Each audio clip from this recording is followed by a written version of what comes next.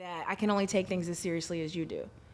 So I execute visions, but it is not my vision. I can't put myself in it. I can't pull you through it because you're going to have to be the one that sustains it. It's coming from your belly. You know what I mean?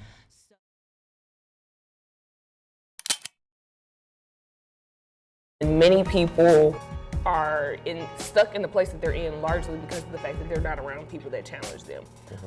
And it's not that they don't know those people don't challenge them, it's that they're scared to be alone. I am going to make a personal commitment to execution over perfection. Right now, my company is making, over $200,000 a month. If you give me a piece of music, what am I going to play? And you put that same, piece of music or elements of music in the hands of Michael Jackson, what is that going to create? Little becomes much when you place it in the hands of the master.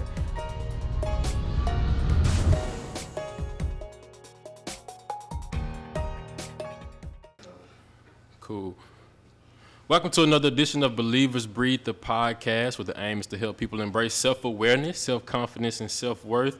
The person I'm sitting down with today really could be the poster child for what I want to do with the podcast, talking about self-awareness. I got an interesting friend with me today who I've known for quite a while. And spend some time. Yeah. And I kind of want to talk to her about some things that I think our culture is slowly evolving into understanding, and that's mindfulness. And so I'm going to let her introduce herself, and then we're going to dive in. So tell us who you are. Hello, I am Christina Raiford, Coach Chris these days. The name seems to be sticking. And I do it all, jack of all trades, brand development, project development, and like you said, I teach mindfulness, and I just help people get to their right mind so that they can execute properly. Perfect. So I am interested to know a little bit about the journey. So obviously we met in college, right? Yeah, that was a journey. Which seems like a long time ago, but I won't age myself at this moment. But how did you wind up in this place? I know the bulk of our conversations over the last few years were regarding to you playing handball, which Yes. I didn't really know anything about until I was talking to you. So how did you get into that space? Well, I didn't know anything about handball either. So for a long time, pretty much my 20s, I lived out the kind of bucket list stuff, the stuff that you're too young not to try, that kind of thing. So I did a lot of volleyball. I played volleyball. That's how you knew me at college. And then I went into going pro for volleyball, and then I just completely stopped. And there was just this feeling of, you did a lot, but you said you were going to do a whole lot more. So I was watching the last Olympics. I think I was watching Beijing. No, Brazil. I was watching Brazil Olympics, and I was like, there's more. I gotta be in here. I need those rings. Like, I've always just wanted to do it since like Flojo, Dominique Dawes, those kind of people. Yeah. So once I realized I wanted to do that, I was like, well, how would I do it, kind of thing. And then handball literally just fell into my lap. Like, it just happened, kind of thing. But it was something I definitely asked for. I was down in Auburn with Coach E, which is the person that recruited me at TSU. She was then at Auburn, and I was just playing with some of the girls that were about to be recruited there and everything. And I saw the people in the USA gear, went to shake their hand just because I know how awesome it is just to do that. And I ended up talking to the captain. She sent me a tryout official letter and all that other stuff. As cocky as I am, I went to tryouts, never looked to see what handball was, I just knew it was a sport. You tell me how to score. Figure it out. Yeah, let's do it. Yeah, that's exactly what happened. My arm ended up getting noticed, and then the moves to go score are volleyball moves. So it just fit. It was something I was already doing. I shut down life. I trained for 2020 Tokyo, and I didn't look back from there. I made the team in August. I was in Paris playing, but in a few months. I think I was like, from August to December, I was I was international. I was playing. I had international games under my belt. I had scored the first time I was in. It was right. It was just God, really. And then, so with the 2020 Olympics, I don't really know like the back end of that and how all of that fell apart, but obviously we went through a worldwide pandemic. Did that impact your perspective on handball? It impacted sports in general, where just life had to stop. For 2020 Tokyo, we had went to the Pan Am Games in Peru, so we had already not qualified. So we were already about to start our quad all over again for Gotcha. 2024 Paris. But when that happened, a lot of us were going to go pro, keep at it, those kind of things, and just life shut down. So that's kind of what brought me to Nashville, where I had things that could be done here, and it was kind of, I was just being sat down in a way that I never had been before, because I'd been traveling, just doing whatever, like I said, living out my bucket list, and then 30 hit and I sat down. That's really what happened. It'll change you. And so after handball and 30 hit and, life changes a little bit at 30, you start to see the future a little more, thinking about more of the big picture and where you want to settle and how you want to make your mark. What was the first thing, because you talked about being a jack of all trades, what was the first thing that you were attracted to? For the sit down, first thing I was attracted to, knowing where money was going to come from, 9 times out of 10, that was great. And then being able to really put a stamp on something, because I had been so temporary and up and down, and I was ready to stake a claim on something, see something all the way through from thought to finish. A lot of times I'll bring a thought and then I gotta leave you, or you took care of everything and now I'm just executing. I got the ability to really put my what I can do from thought to execution on more projects, more industries I wanted to work in. I'm able more so to do legacy stuff that really lasts and touches people, versus when I was just moving by myself, it was for me kind of thing. So why brand development? What about brand development and taking those thoughts from thought to finish, like you said? What is it about that likes you to be in the trenches and see people take this thought, this idea, and allow their thing to manifest?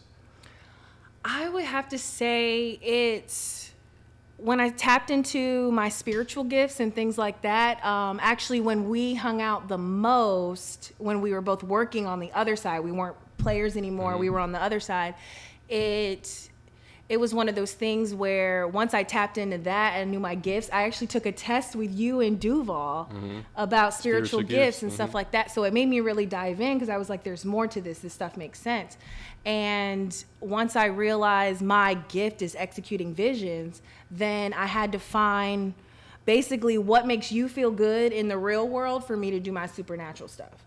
So it ended up being brand development, because a lot of that is an idea you have and then making it actually exist kind of thing. So the brand development is just to make people feel good about the spiritual stuff I'm doing. That's a very interesting perspective. So essentially you're taking something that is spiritual work for you and finding how we can peg that into the real world to where the people that may not be tapped into you spiritually per se. Just make you feel good about it. Yeah, I can identify with brand development, right, although it's not necessarily identifying with the spiritual gift. That's right, good. Right. That's good stuff. stuff. Versus me saying, hey, I execute visions, that's alarming for some people, you know what I'm saying? So yeah, just definitely learning how to make it feel good to people before I can actually get to you with the reason why we know each other kind of thing. So when you find or meet someone that has this vision, what is the first, take me through the steps of execution. So we start in one place. I'm sure you meet people at different points along the journey. Some people may be starting businesses or ideas. Some people may have been in it for a while, but want to rebrand or want to grow and mature what they're doing. So when you get involved with a brand or an individual, what is the first thing that you want to do? First thing I want to do is know what your vision is. Then Is it clear or not? If it's not, let's clear that up. And then, are you serious? It's a lot of it. I had to learn just through coming up in it and everything that I can only take things as seriously as you do.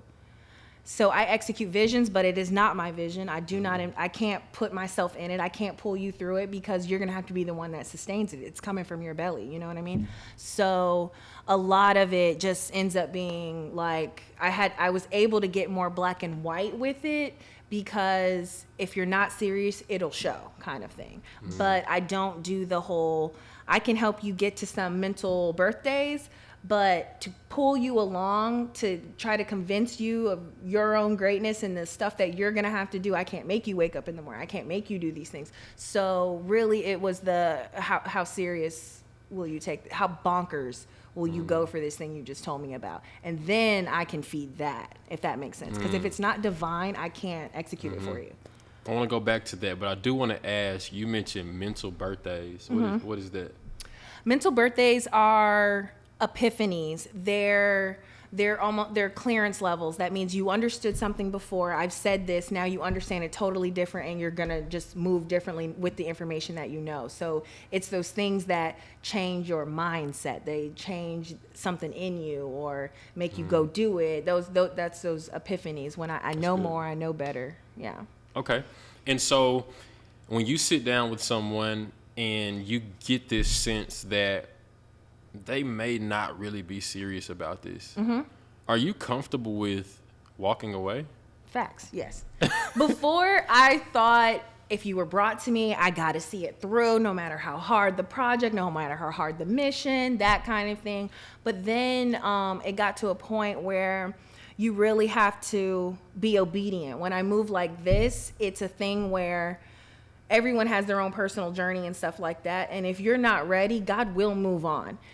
So sometimes I get removed. It doesn't necessarily mean that you'll never see me again or that another person won't come and help. But the way that I move and as like 10 toes down as I am about the movement, it's one of those things where if you don't get it or don't want to get it, there are others. You know what I'm saying? So I had to be okay with that personal versus mission, where you're like, personally, I felt like, okay, I told you I could do these things. I really want to do it for you. But then it gets to the point where it was like, no, that person did not do the give and take. They're not doing their energy work. There's nothing you can really do about that. So that's when I got to I'll take it as seriously as you do kind of thing. And I tell you these things up front now, so nothing sounds too harsh or something when I'm like, listen, are you going to do it or not? You do or you don't. Like, just I approach us like a black and white, you do or you don't. So then when I'm telling you, all right, just let me know when you care again. You won't be hit surprised. Me. Yeah. But good luck if I'm still around in that space, that kind of thing. Because like I said, I'm moving more God's will. So it's more so where sometimes I won't even be in that city anymore, or you just can't get to me anymore. I don't live in that country, or I don't play that sport anymore. Those kind of things. Definitely I had to become one with when it came to should I move on or not. So it sounds like a lot of your work, you follow this tugging, this pulling of God and like divinity and how has God aligned me with this person or this brand. I'm a very honest person with God, and I have very real conversations with Him. As you should. Has there been a moment that you feel attracted to something, maybe in your flesh, I'll say, but you really don't feel like that's not really a God thing. That's just something that I want to do. I want to be a part of this, or that person seems like they're doing great work and I think my gift could probably help them, but you don't really feel like God is telling you to do it. Yeah. Like, do you have to have that conversation with yourself to make sure that you are in alignment? For sure. Alignment is absolutely necessary, or the thing that you're trying to force or go do, it won't work. Your way won't work. So that's probably one of the biggest battles when you make this kind of choice in life is is this something given to me? Because if it's given to me, it's yours. The way it's made for you, it seems smooth. You're not forcing it. So I just had to start paying attention to when the opportunities came, how they came, and how attainable they were, like, for me, that kind of thing. So, and then the whole sitting down, I don't make moves unless I've sat down and it feels approved, if that makes sense. Yep. So, because before it was more like, oh, I'm tapped in, so I can just, anything that comes my way, it's meant to be, that kind of thing. And then that's not the case. So I would say really the Christina versus what you should be doing are two different things, but I definitely battle with the making sure that I'm not inserting myself into, it's different when you're doing stuff for you and executing your stuff, but inserting Christina and the thing I'm supposed to be doing in a God way that's what I had to, like, cut off and get very keen on. And being still and waiting for that approval or confirmation definitely helps me stay out of, because you know me, I'm like, I'll move, I'll jump, I'll do, but it got to the point where is it right? Is it the timing? Is this the person? Like that kind of thing. I started asking way more cautionary questions because I don't have fear, but I had to start putting in cautionary questions, if that makes sense. So Yep. yeah. And it seems like here lately, one of your babies is Aspire. Yes. Tell me exactly, how did this connection and this synergy happen for you, and what is your place within this company? Okay, so getting even involved in the first place, Pat and I, we all went to school together. He was our SGA president, and I knew him then, but I was also an athlete. I just wasn't who I am now, kind of thing. And then it got to a point where when I started getting into the spiritual movement of it all, and should I be here, should I do that, those kind of things, it was a thing of, I think I saw him, we saw each other in Atlanta or whatever, and I noticed he was different. There was something special about what he was doing. And then I saw something or whatever, and it was one of those confirmations, and it was more of God saying, call him, and then make sure his stuff happens. So it was really his energy work that he did. When you see me, you're ready for your next level, but I'll take it as seriously as you do, kind of thing. But that's how, God moves with you. Like, he will take it as seriously as you do. So it was one of those things where we definitely vetted each other. I was still an athlete, stuff like that. So it wasn't a pure dive in. I was originally coming in for the mindfulness stuff, basically completing the conversation. If he, it was with him being the main person speaking and stuff like that, maybe the females in the room weren't getting or comfortable enough to come have those conversations or finish their thoughts, things like that. So for me, I was supposed to be that balance for him, that other side, just to make the conversation complete. But then it got to, when you're where you're supposed to be, you're going to be able to use all of your stuff that you do. Yep. So it just got to the point where then I was running the operations, making sure communications was happening, making sure we were getting bigger places, bigger opportunities, that kind of thing. It was always to get them to next level, that kind of thing. So, and then it just kind of fit. This is the first thing that fit with me, where Christina and mission stuff could happen at the same time. So that's what really keeps me around, attracts me, and I'm like, this has to work because it's a no-brainer kind of thing. And then the energy of Channing and Pat is different than the other people I work with because they're banking on this works. I've been told this will work. It has to work. And I have the stuff for it. You know what I'm saying? Yeah. A lot of people want things, but they were the only ones that had it all and was willing to do the work to get to the next level. So that's really what kept me around, for sure. And then just the way that everyone moves in Nashville, and those moving laterally, and the connections and the friendships and all that other stuff, it was something very interesting. It feels like a Renaissance kind of thing where I'm in the place where multiple things can happen for multiple people, and then we can get to the whole point of it all, and that's fostering our children. But yeah, getting people in place, that's what keeps me around, and this definitely allows me to just do all the things, all the industries. We've had so many different kind of projects, and the fact that we're able to execute them all and well, and we actually get along and there's a synergy to it, that's what makes it look like it does to everyone else, and the magic of it, for sure. That's good stuff. So yeah, I'm the chief mind builder on what the world sees, and behind the scenes, I run the operations. Okay. So when you say the word chief mind builder, what does that encompass? What does that mean for Christina? So mind builder is a play off of Pat being the chief dream builder. So he'll come in and he basically, it's the curriculum on how to execute your dreams. If you want this is what you should do. This is what it would look like. For me, it was adding that extra component to making sure that the human, the client or whoever is present and can receive your information, and then mentally, practically be able to get to this stuff. Because executing your dream seems huge, and it's what a lot of people aren't doing. But a lot of it is because their mind or whatever are not thinking that far, going. So it's a lot of making that the mind, body, and soul stuff that you have to do to execute your dreams. I add that piece where it is a practical daily thing to get yourself to actually believe in any of the stuff you're gonna write down, think, or want to do.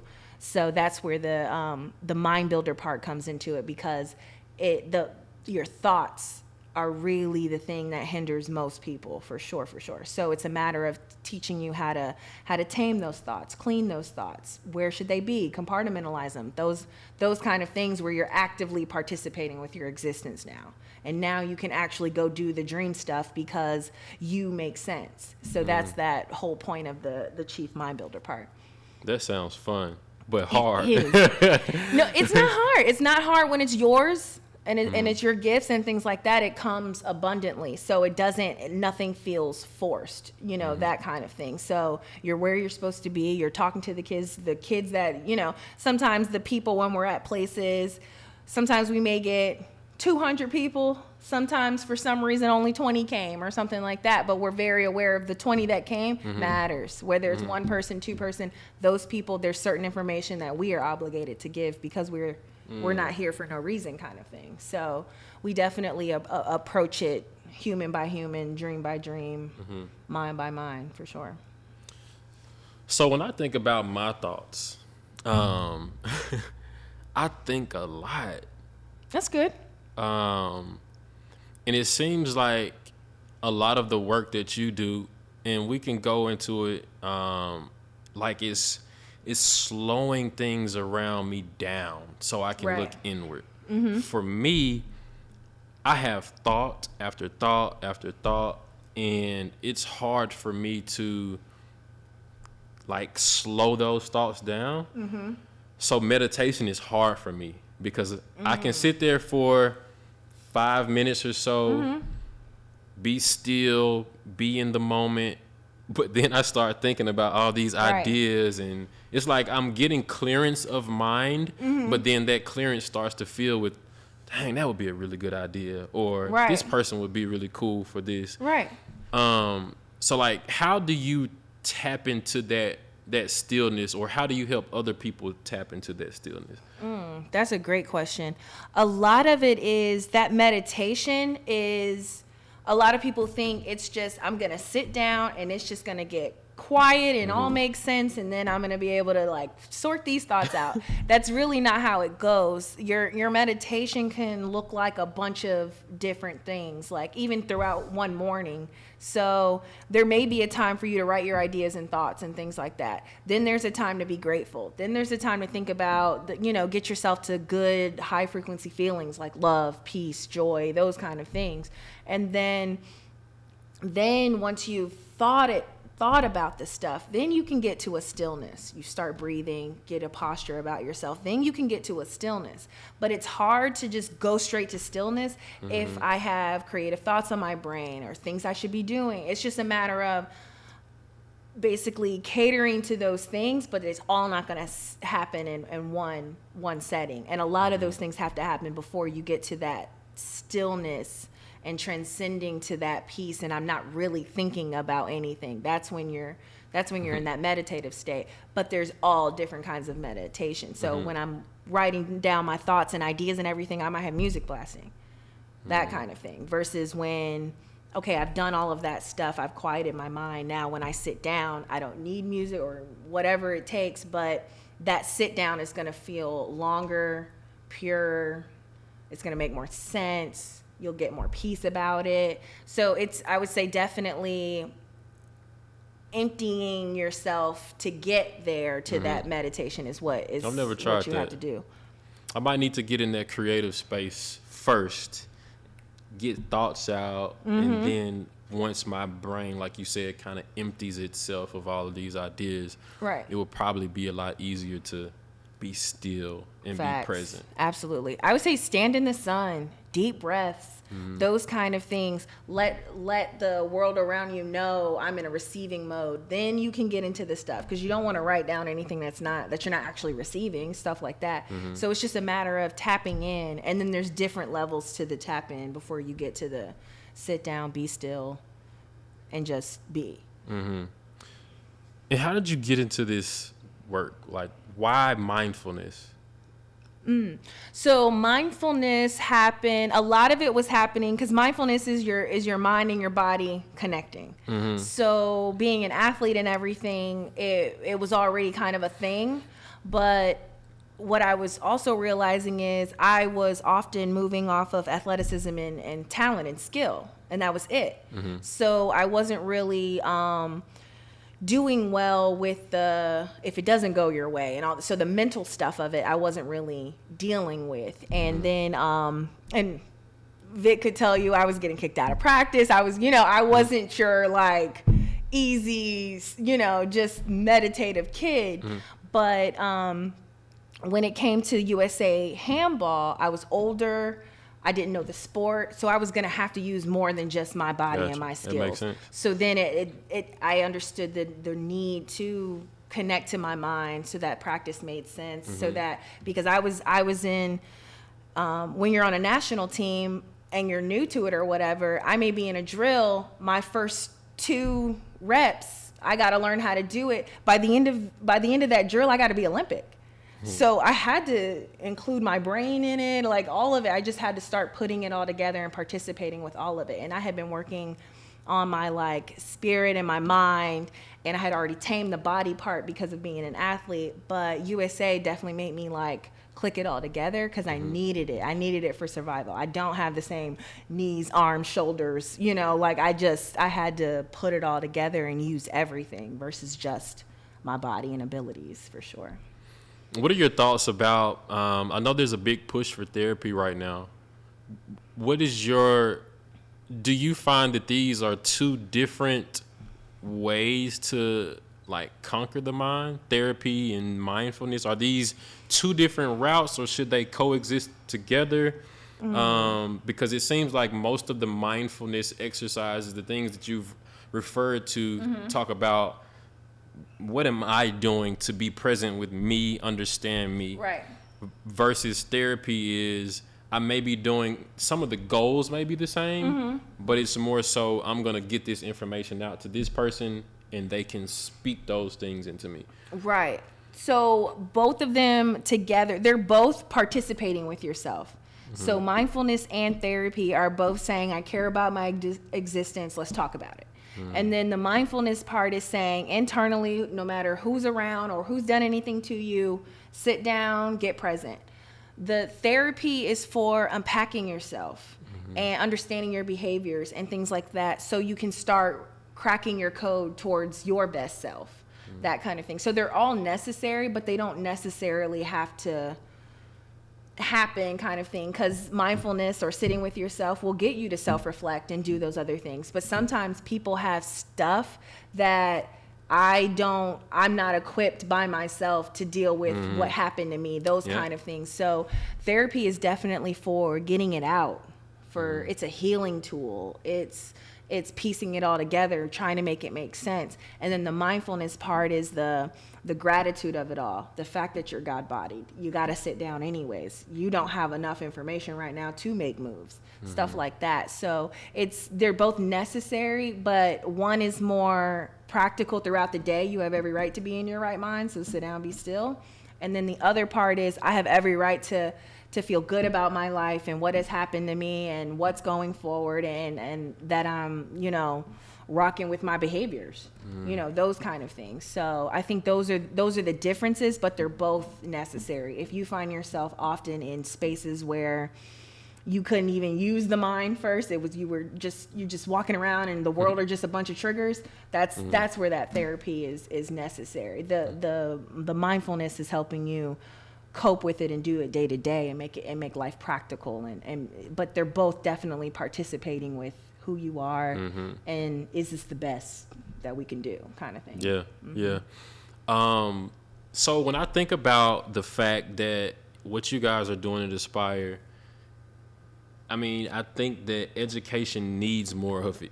Oh my gosh, that's what we're getting into now. It's so necessary. The kids were already weird, but to sit them down in the house and they're not talking and stuff like that, and for the kids where home isn't sanctuary and they've been sitting in it for 2 years, stuff like that, where it's so necessary to get the minds back, or the education is going to keep falling behind because of how the pandemic and everything has happened. We have to, I think it's the kids that matter.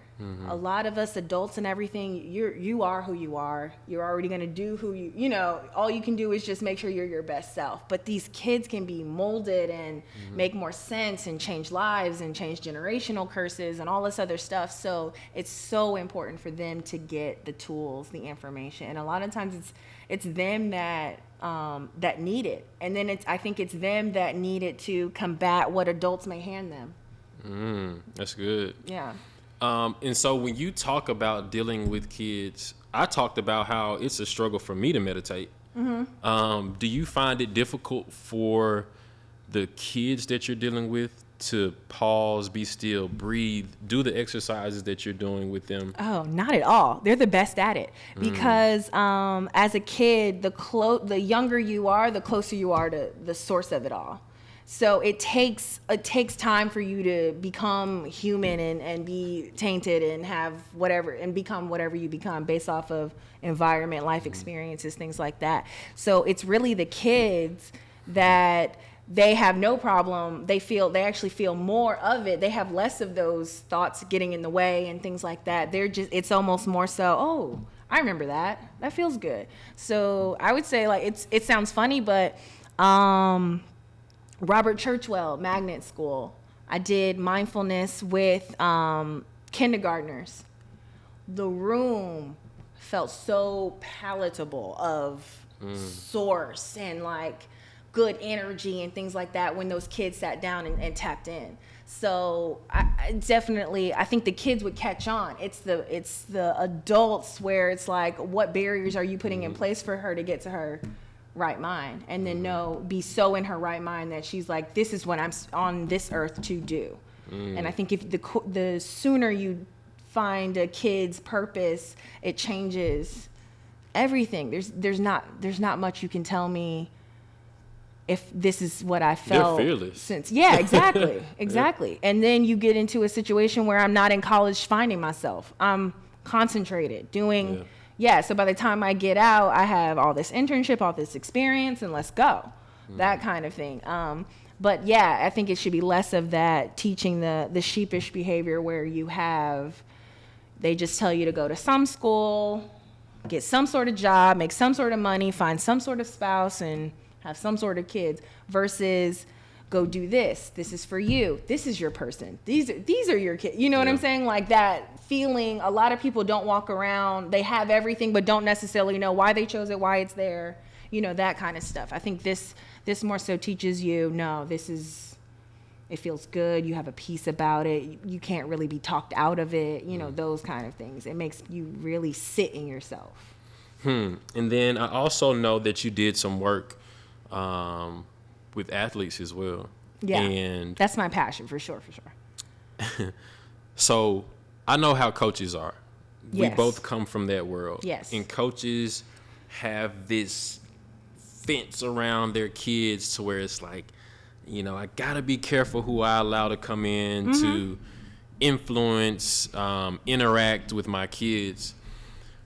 What is it like to tell a coach or athletic director or whomever what you offer and what the benefit is? Is that like pulling teeth to get them to understand it? No, the athletes, it's the easiest. And I think it may be easy because I'm coming from a space of, I'm in my 16th year of coaching, because I started really early because I used to have to coach to pay for my training when I was in high school and stuff like that. So I'm in my 16th year. So I'm approaching leadership as a leader and as someone that has put this into my own team and kids, and it works kind of thing. And it works for them because now I have kids that are graduated college, married, kids, all that other stuff, but they're moving purposefully, stuff like that. So it's not hard to convince them, but me having done it before where I've been on every single side, from not the good kid to the best kid to the, you know, been on the bench, I've been injured, I've been overseas, I've been pro, I've done all these kind of things. So I think it's not hard because I'm believable. And that's what I always tell my girls, like the first time I have them running and they you know, hardly breathing, I'm like, I'll never ask you to do anything I haven't done before. So a lot of it, it's not hard to book and things like that, just for the fact that I've done it. I have the lingo for it. You know, everything about me is like, yeah, that makes sense. These kids are moving like that, you know, that kind of thing. And then just having dealt with, because I'm a coach myself and having dealt with the kids and pros and college kids and all the other stuff, I know all the different phases, so I'm able to basically customize what they need to know in the phase that they're in versus always trying to give someone this blanket messaging.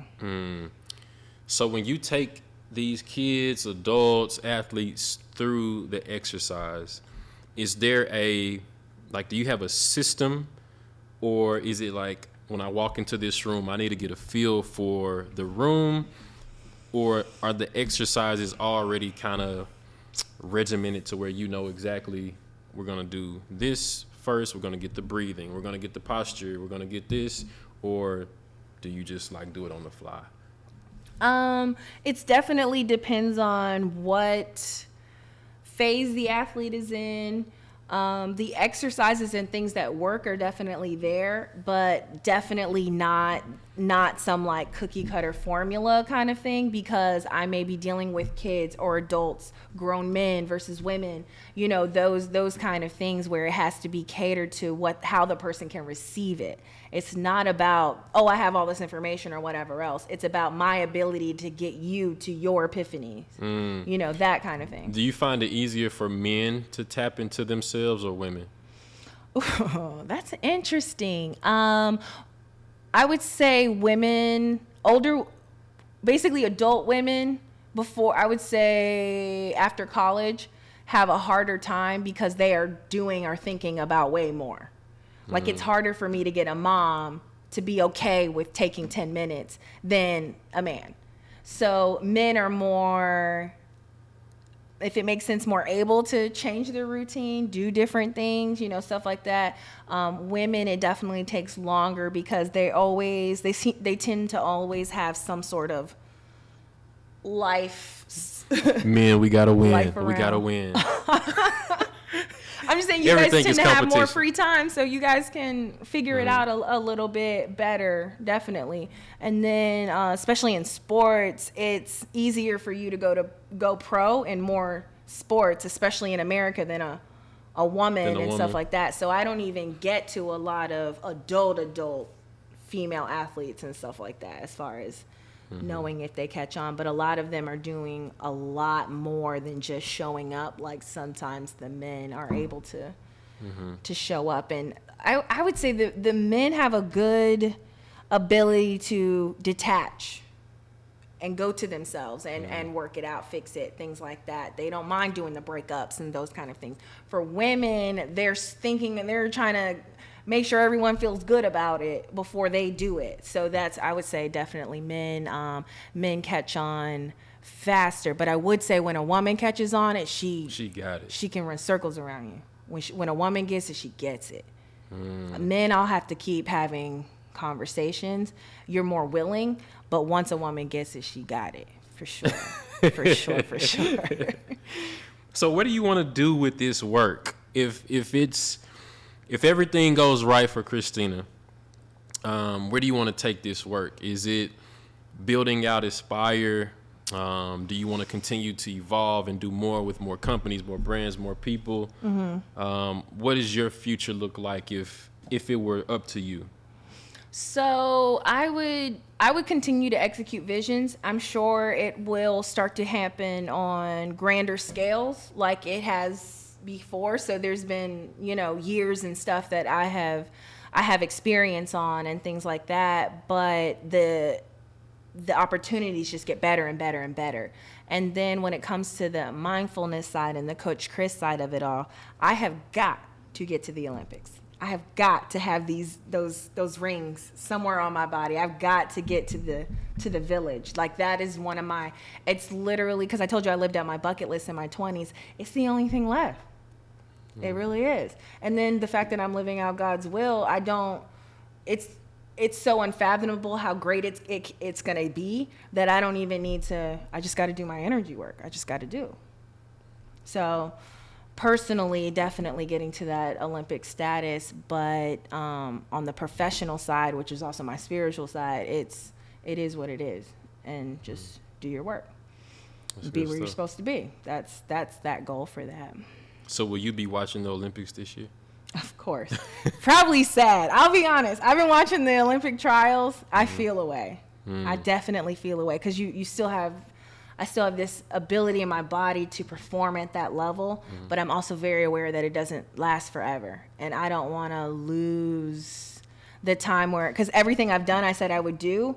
I did it to the absolute max, but I've never had a situation where I just didn't go do it and I just didn't try. And I don't think I would be able to do you wouldn't that. sleep with yourself. No, definitely not. Definitely not. Couldn't do it. So yeah, that's something that has to happen. But that's the end of my personal bucket list. Then you got to create another list.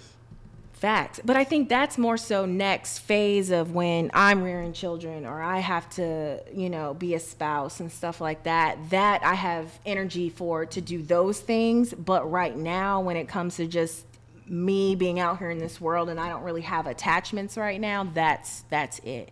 But when it comes to when I have to sit down and be for other people, that'll be a whole other thing. So that's interesting. So from professional to personal, when you talk about mindfulness, yeah, do you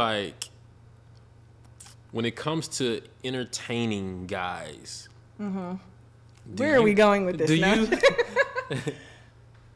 How can you, or are you thinking about his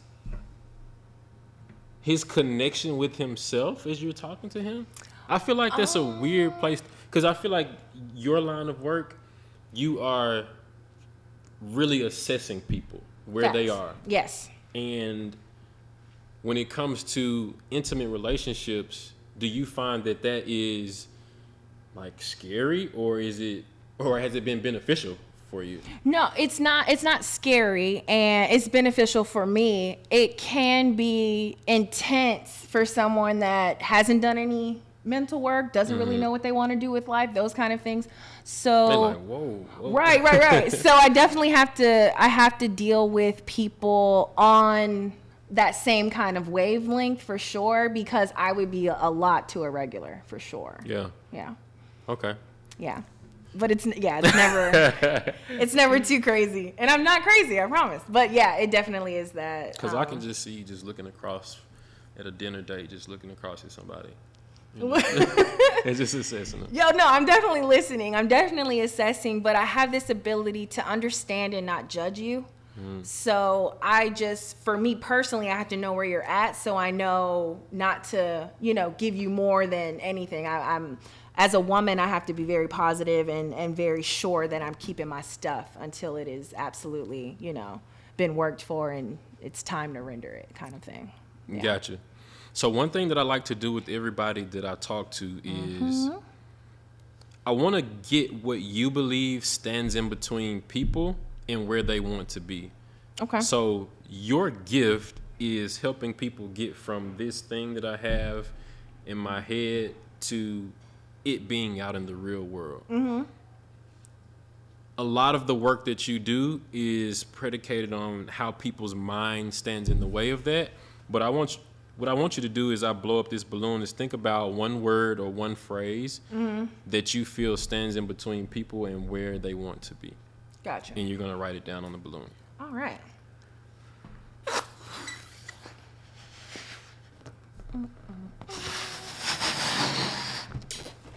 I was like, how big is it going to get? How good are you at this? Gets in the way.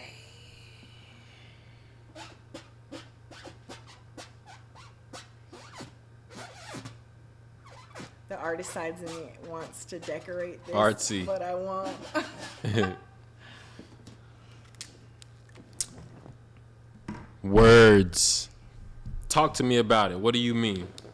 Words get in the way of the physical and the non-physical. So words stick on walls. Mind what you say. You have to care about those things. A lot of stuff that happens to kids are adults just going off at the mouth kind of thing. Like, you got to be mindful of your words for sure. And then those words also, they enter into your thoughts. And then that becomes those things you can't fear, no, and all those words end up making this whole narrative in your head that may not even really be real kind of thing. So I feel like words, which I don't think we talk about enough how powerful they are, that they are the only things that can feel physical and non-physical. Like, the fact that you can be abused verbally tells you already a good idea of how words can really make or break how you move, how you think, how you love, how you do anything. So yeah, I would definitely Do you know say they words. told us growing up, sticks and stones may break my bones, but words could never hurt me? That's not true. And then if you were going to teach me that, then give me the mental practices to really feel like you can't, talk to me that way and stuff like that. But we're not teaching audacity anymore, where you can't talk to me like that kind of thing. Like, my mom always let me speak up and things like that. So at a very young age, you couldn't really come for me kind of thing, because I knew better. I knew I had a voice. I knew I could speak on it. I knew enough of right and wrong to know if I was being done wrong or if I was wrong, those kind of things. But yeah. Words will That's make powerful. or break anything, a relationship, your dreams, all of it. So we're going to take the life out of words preventing us from moving on, our thoughts, our dreams, everything that we see connected with our purpose. All right. So that's that. So tell people where they can find you. Are you doing any client work? How can people track you down and be a part of what you're doing? Okay, so social media, I'm pretty much Xtina Moon on all platforms. That's Xtina Moon, EXTINAMOON, all one word. And then Live to Aspire. LiveToAspire.com is where our merch is. At Live to Aspire is where we are on IG. And AspireBeTheDream.com is our website and things like that. But those are the places to find me for sure. And then, just waving out here in these streets. You can also connect to me, yes. But yeah, other than that, that's how you find me. And for booking and all of that, you would go through all the Aspire channels. Gotcha. Yes. Are you still doing podcasts? Yes, still doing the podcast. We're working on season 3, and that's at the midst of pod is our IG. Yeah. Cool. Well, this has been fun. I'm looking forward to And congrats to you. Thank you. You're such a grown-up now. It's crazy. Married, right? children, new baby. Congratulations. Hopefully, I'm aging in the right direction. You are. You'll age well. Yeah. Because your dad looks good. You'll age well. Yeah. Appreciate it.